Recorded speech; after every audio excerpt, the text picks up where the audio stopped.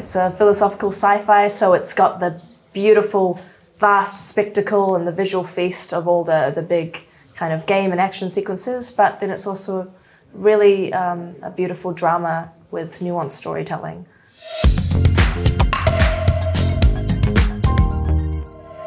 Our show is about a decision that one young woman makes in China in the 1970s, sets off a chain of events which leads to mankind in the present day facing its biggest ever existential threat.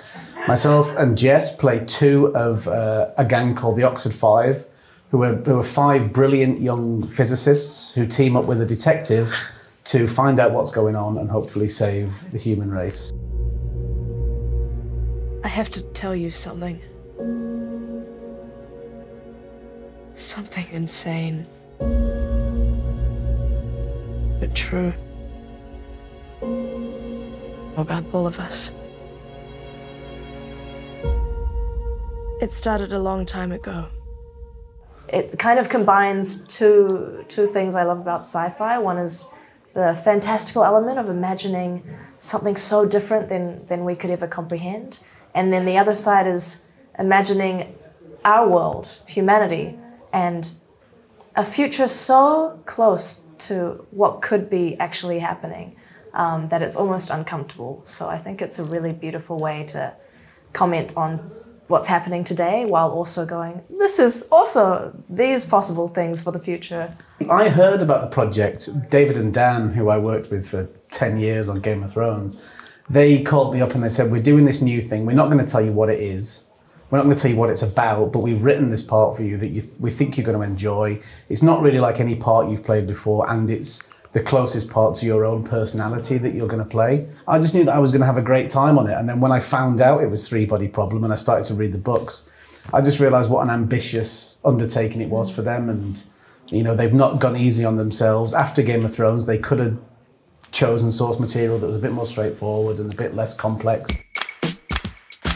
I play a physics genius, so I did try to brush up on some foundational physics, very basic. Definitely anything that was referenced in the books or in the shows, I tried to look those up, listen to podcasts, but the best thing about it was we had support. So David, Dan, and Alex, they're geniuses in their own right. They were always available for questions. We also had a physics consultant, Matt Kenzie, who was on hand anytime we needed.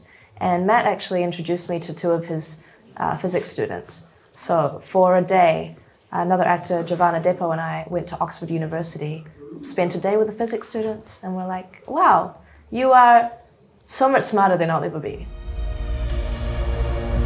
Who are they? That's the question, right? We had a great cast dynamic on Game of Thrones, and we've got a great cast dynamic on this show as well. And there's only one thing that links them. Yeah. Me. No, not me.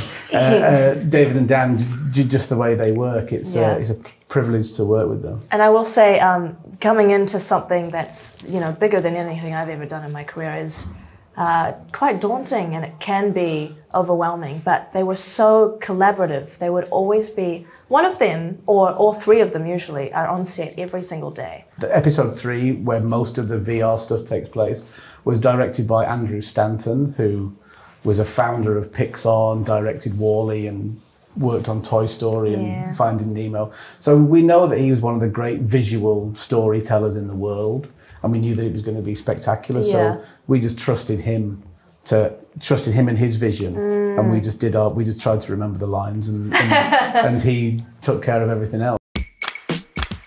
The costumes were absolutely incredible, and they were so real. Both of us had like 6 fittings for our Tudor England costumes. For costumes that were on screen for a minute. Literally, we shot for like 6 days. And then the set department, they would build partial sets. At one point, I would walk in and the entire studio, which is huge, would be covered in sand. And there's a little hill for me to walk up on. And the lighting, we worked in the, what they call the volume, which has 300 LED screens, all individually coded. So our lighting designer had to come in like 4 a.m. or something, stay late hours. They all really put in the work to support us as much as we could.